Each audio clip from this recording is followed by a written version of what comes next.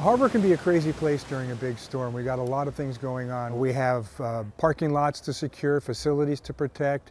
We could have large waves moving pilings and popping deck boards on the wharf. We could even be evacuating the wharf. We could have offshore rescues. So it's all hands on deck during a big storm. Because large storms can cause such mayhem in the harbor, the Waterfront Department has a comprehensive plan in place to prevent damage, mitigate impacts, and ensure public safety. We've ordered K-rail. They're going to have front loaders. We're getting sandbags together to protect the harbor commercial area, and we have a whole operational plan as to how to handle storm drain dumping into the harbor, bringing debris, and operationally all our patrol boats are, as they always are, up to snuff and ready to go.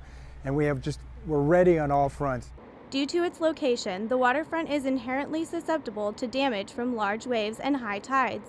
When the two coincide, the situation is particularly hazardous.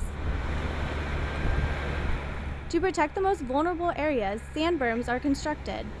We build a sand berm in front of these facilities every year. It's been very effective. It's a soft solution, so we don't have to build seawalls or some of these other structures that cost a lot of money and have their own adverse impacts. We can take it down so we can allow coastal access most of the year. The sand berms prevent large waves from running up into the harbor commercial area and flooding some of the businesses and flooding into the parking lots. The location of the sand berm is just as important as its size. The city commissioned a study several years ago to decide the best way to protect these assets and these facilities. And some of the options were building seawalls and rubble mounds like the breakwater. And they decided to go with a soft solution that they could put up on a regular basis. So we have two sand berms. One protects the harbor commercial area. And we also place a sand berm just east of Stearns Wharf. And what that does is it prevents Mission Creek from flowing underneath Stearns Wharf and undermining some of the piles and allowing storm debris to flow into the harbor. And while there is a break wall, waves and high winds can make conditions inside the harbor treacherous as well. I remember years ago crawling on my hands and knees on Marina 4 because there were so many waves rocking the dock. I couldn't even walk on it. During these storms, boaters are advised to stay in the harbor and secure their vessels well. Come down, check their boats out, look at their dock lines, look at if they're old or afraid falling apart. We just recommend maybe doubling up or getting new lines. Mariners caught in storms are always offered a safe harbor in Santa Barbara. Because of the potential for damage and hazardous conditions, the Waterfront Department informs harbor residents, businesses, and visitors about an approaching storm in a couple of ways.